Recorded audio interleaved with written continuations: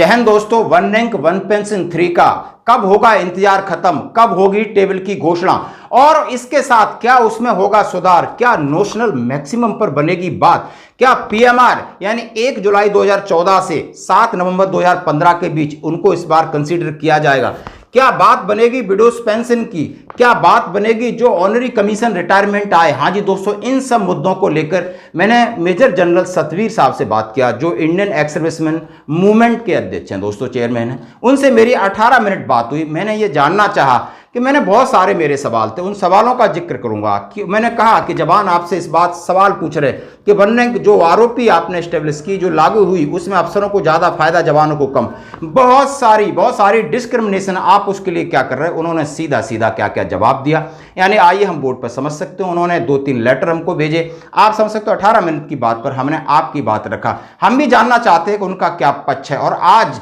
As on today क्या condition है OROP 3 की, जिसका हम इंतजार कर रहे हैं। यदि ओआरओपी 3 में हमारी मांगे नहीं मानती तो आगे हम क्या करना जा रहे हैं। विस्तृत चर्चा हुई, विस्तृत चर्चा का ब्यौरा हम आपके बोर्ड के जरिए समझाना चाहते हैं। उन्होंने कहा है ओआरओपी 3 की घोषणा लटकी में भी, लटकी का मतलब क्या है। उन्होंने कहा है कि कुछ केस हमने माननीय सुप्रीम कोर्ट में डाले हैं और कुछ एमए डाला है एएफटी दिल्ली प्रिंसिपल ब्रांच के अंदर।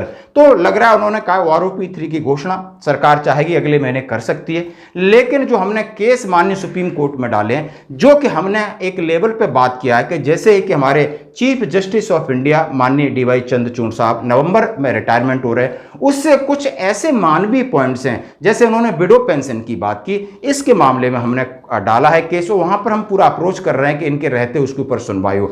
आखिर क्या है विडो पेंशन, उन्होंने क्या इसके ऊपर कहा है, तो बारी बारी से बात करते हैं। जब बात हुई कि एएफटी और सुप्रीम कोर्ट में कौन कौन से केस डाले, उन्होंने नोशनल मैक्सिमम की बात का हवाला दिया। उन्होंने कहा है नोशनल मैक्सिमम की बात किया है सीधा सीधा, इंक्रीज इन पेंशन फॉर जेशुआर pension is to be fixed the notional maximum of the rank and group of against mean of maximum and minimum pension of previous year. This is based on the government policy letter dated 17 जनवरी 2013.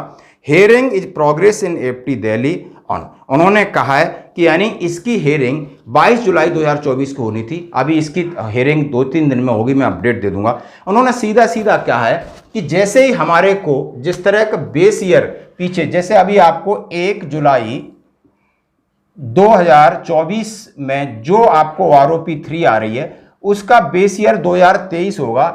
जनवरी से दिसंबर तक का live data लिया जाएगा। अब date live data का मतलब उन्होंने length और रैंक के हिसाब से निकाला जाएगा। उन्होंने कहा ये मैक्सिमम पे होना चाहिए। यदि आपके फिगर निकल रहे हैं मैक्सिमम वाले फिगर, यदि किसी, उन्होंने कहा है कि किसी हवलदार का मैक्सिमम 26,750 है और किसी का 25,000 है, किसी का 24,000 है, तो आपने अगली आरोपी 26,750 के हिसाब से 2023 में जिसकी है उसके हिसाब से आपने दूसरों की इक्वलाइजेशन करना है, समानता करना है। उन्होंने कहा ये एक पॉलिसी है जो 17 जनवरी 2013 का कोड किया, जैसे कि उन्होंने हमें बताया। फिर ये लेटर भेजा कि इसके लिए हम लगातार एएफटी में केस करिए। एमए हमने डाला है, केस हमारा ऑलरेडी फाइल है। तो दोस्तों ये एक केस है। जब तक ये चीज़ नहीं होगी जेएसयू जवान को फायदा नहीं होगा।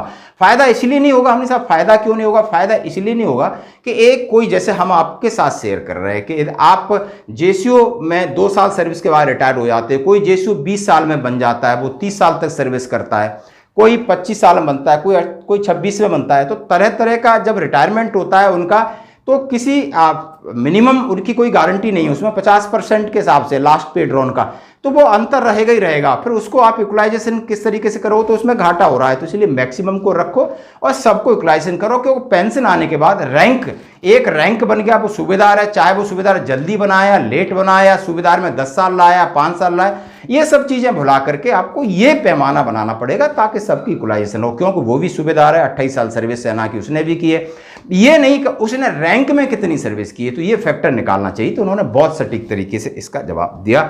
शायद आप भी इससे सहमत हो गए कि यदि यहाँ बात बनती है तो हमारी आरोपी हमारे लिए फायदेमंद होगी।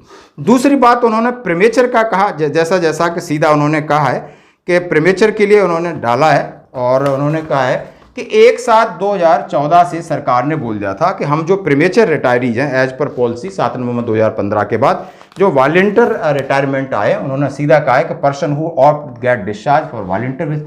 तो ये पॉलिसी 7/11/2015 के बीच का जो पीरियड है, इसके बीच वालों को आरोपी 2 और 3 मिलना चाहिए। ये भी उन्होंने एक केस दिल्ली एफटी में डाला है, जैसा उन्होंने किया है सीधा सीधा ये बात हमें लिखा है दोस्तों।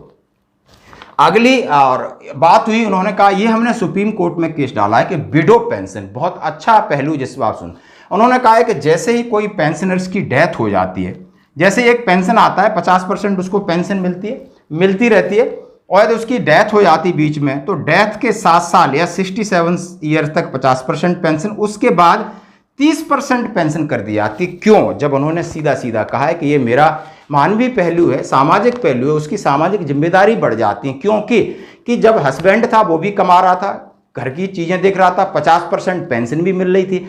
अब हस्बैंड भी चला गया, कमाने वाला चला गया, और पेंशन को आपने 30% कर दिया, तो वो विडो क्या करेगी? किस तरह अपने बच्चों की एजुकेशन करेगी, घर का खर्चा, समाज का खर्चा? तो इसलिए उन्होंने इस केस के लिए कहा है कि मेरी उम्मीद है कि मैं अप्रोच कर रहा हूँ कि मैं DY चंद्रचूड़ साहब के सामने रिटायरमेंट से पहले ये केस एक बार हेयरिंग पे आ जाए सुप्रीम कोर्ट में, तो मैं ये पहलू है जो मेरे दिल के काफ़ी क्लोज है। मैं बिल्कुल उन्होंने इस बात को कहा, और उन्होंने कहा case has been filed pension honorary rank holder pension of honorary rank hearing in progress AFT Delhi, यानी इसका भी ऑनरी रैंक का केस है। जो उन्होंने कहा है कि ऑनरी बहुत सारे हैं, उन्होंने मुझे एग्जाम्पल दिया कि आप ऑनरी हवलदार जिसको मिलता है या ऑनरी नायब सूबादार मिलता है रिटायरमेंट के बाद, आप उसको पेंशनरी बेनिफिट दे रहे हो, तो ऑनरी सूबेदार मेजर को पेंशन बेनिफिट क्यों नहीं?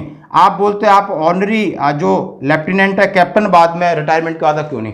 या तो ऑनरी दो तो उसी को दो जहां मॉनिटरी बेनिफिट है, नहीं तो मत दो, उसका कोई वैल्यू नहीं रह जाता। और इसी पक्ष को जोर शोर से उन्होंने AFT दिल्ली में डाला है। इस केस की बात उन्होंने की, और तमाम बहुत सारे बातें हमारे साथ हुई। तो मैंने अन्यथा उन्होंने लेटर भेजा, आप देख सकते हो, तो उन्होंने बहुत हर एक पहलू है इसमें, नेशनल इंक्रीमेंट का पहलू है, कम्यूटेशन का पहलू है, एक्स ग्रुप का पहलू है। उन्होंने बोला जितनी मांग है मैंने JSU जवान के संदर्भ में डाली, मेरी ये कोशिश है और ये मेरा काम था उनसे बात करना, और ये मेरी बात है। इसका अंश मैं दिखा सकता हूँ, बात को रिकॉर्ड नहीं कर सकते लेकिन आपको स्क्रीनशॉट दिखा सकता हूँ कितने समय मेरी बात हुआ दोस्तों। अब मैंने बोला घोषणा और सुधार, दो बातों पर आप मुझे लास्ट में बताइए। उन्होंने कहा है कि घोषणा गवर्नमेंट कभी भी करेगी, अभी उसका इंटीमेशन नहीं दिया है, लेकिन DSW को इन्फॉर्म कर दिया, MOD को इन्फॉर्म है, टेबल का इंतजार है, जैसी टेबल प्रिपेयर हो जाए घोषणा कभी भी हो सकती है। सुधार उन्होंने कहा है कि आरोपी 2 से लग रहा है सुधार होने का है, क्योंकि बहुत सारी चीजें रिफ्लेक्ट होकर उनके पास, यानी सेक्रेटरी लेवल पर हम लोग बता चुके, जितने सैनिक संगठन हैं सेक्रेटरियों को पता चल गया है कि यहाँ इस तरीके की मिस्टेक है। तो शायद आपको सुधार होने के बाद इसकी घोषणा संभव है, और अभी और करना होगा थोड़ा इंतजार। धन्यवाद।